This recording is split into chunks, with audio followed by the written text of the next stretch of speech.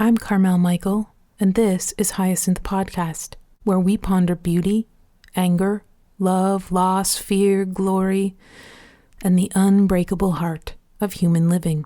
This is the final episode. How the world has changed since I started this project last summer. But history is long, and everything has already happened, hasn't it? Or maybe time is long, but history is short, too soon forgotten. Vietnamese-American writer Vuong writes, "It only takes a single night of frost to kill off a generation. To live, then, is a matter of time, of timing." That quote is from his novel called On Earth We're Briefly Gorgeous. I started reading this book just at the moment when the streets of America were erupting.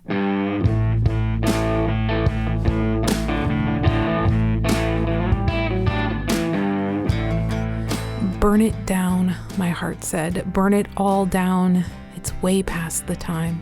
When Billie Holiday sang Blood on the Leaves and Blood at the Root, didn't we hear it? Didn't we feel that? Didn't my parents' generation already march in the streets for this?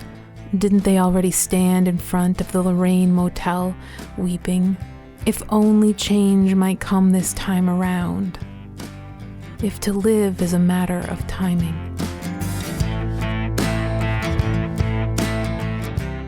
Later in that same chapter, it's the first chapter of the book, Vuong writes this amazing paragraph. I'm going to read it to you here. It starts, "That time in 3rd grade, with the help of Mrs. Callahan, my ESL teacher, I read the first book that I loved, a children's book called Thundercake by Patricia Polacco. In the story, when a girl and her grandmother spot a storm brewing on the green horizon, instead of shuttering the windows or nailing boards on the doors, they set out to bake a cake. I was unmoored by this act, its precarious yet bold refusal of common sense. To bake a cake in the eye of a storm, to feed yourself sugar on the cusp of danger."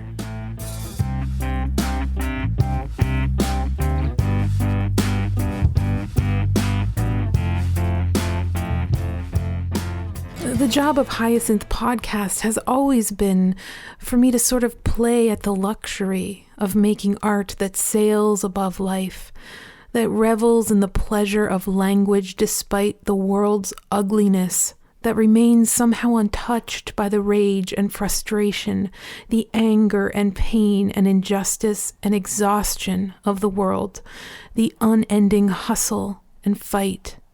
The truth is, I don't stand in the street. I never really have. I don't get tear gas sprayed in my face. I sit in a dark room behind a microphone and ponder.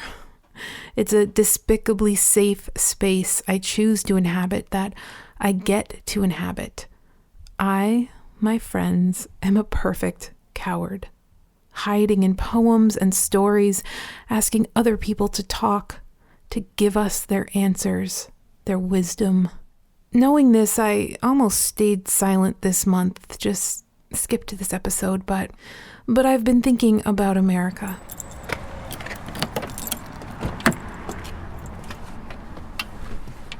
America has half my heart, half my citizenship, half my family. And I wanted to tell you about this long drive I took with my father when I was about 17 up Interstate 94, driving by Minneapolis, then north on I-35 up through Duluth and that giant Lake Superior. I wanted to tell you about driving in through Thunder Bay, then north to Lake Nipigon, and getting out of the car and standing against the wind there. About how my father stood at the lake's edge and looked out across it for a long, long time, like he was not just looking, he was looking for something. How I crouched in the grass and snapped a photo with one of those disposable cameras that used to be a thing. I still have that photo. The big, gray lake stretched out like a crooked sky, and him standing there, his jacket pressed to his chest by the wind, hands shoved into his pockets against the bite of the cold.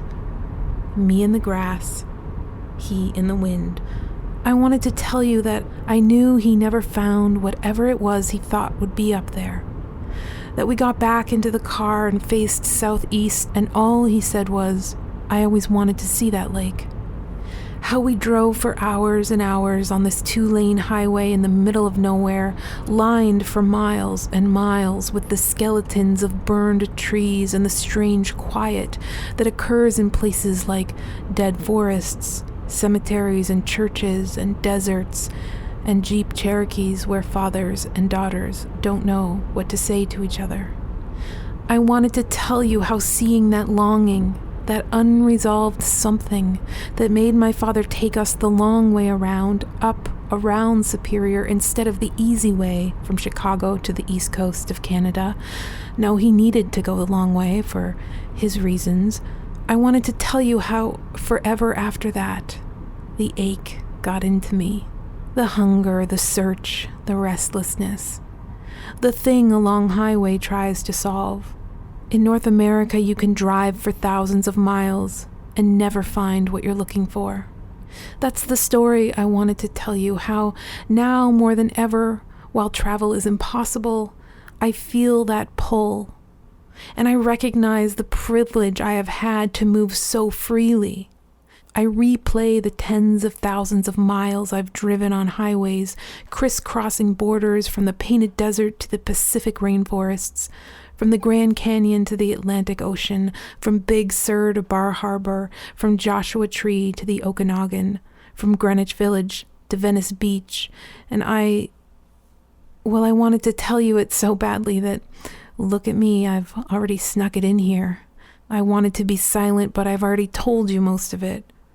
I've done this despite knowing that there are far more important things to talk about right now, despite struggling with how to make it relevant, how to speak to what is happening in the streets right now in that very same America that I have traveled so freely across all my life. I've pushed my voice. I'm always so eager to talk. That's why I'm here, I guess. Drawn toward this medium where my own voice is the instrument. I see the irony in it. I feel the privilege of it. Should I be quiet? Should I listen? Or should I be there, shouting? As I close out the season of Hyacinth Podcast, yes, this is the final episode for now and perhaps forever, or perhaps not. I want to leave you something beautiful. That has always been the mission of Hyacinth Podcast, to tip the balances just a tiny bit, to soothe just for a moment the 1,000 small pains of living in this world, to pause and listen to a tapestry of other voices. When I really think about it, Hyacinth Podcast was never meant to be about me. Always it was supposed to be a record of my questions, ideas I visited, ground I've upturned, ditches I've skidded into, and mountains I've crashed up against, all through the words of other writers and thinkers and doers. So I will say goodbye for now with this piece from the American poet Mary Oliver, a poem that I have turned to maybe 100 times or more, at every kind of difficult or beautiful moment in my life and in the life of my world. It's called Bone, and it goes like this.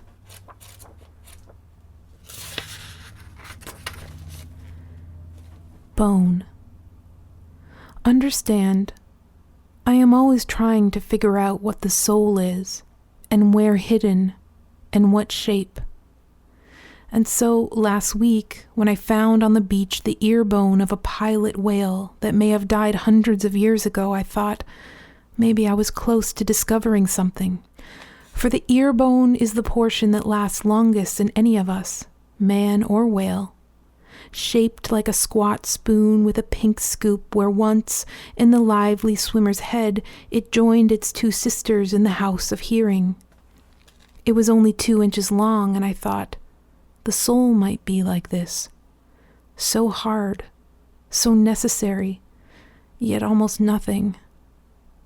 Beside me the gray sea was opening and shutting its wave doors, unfolding over and over its time-ridiculing roar. I looked, but I couldn't see anything through its dark-knit glare. Yet don't we all know the golden sand is there at the bottom, though our eyes have never seen it, nor can our hands ever catch it, lest we would sift it down into fractions and facts, certainties.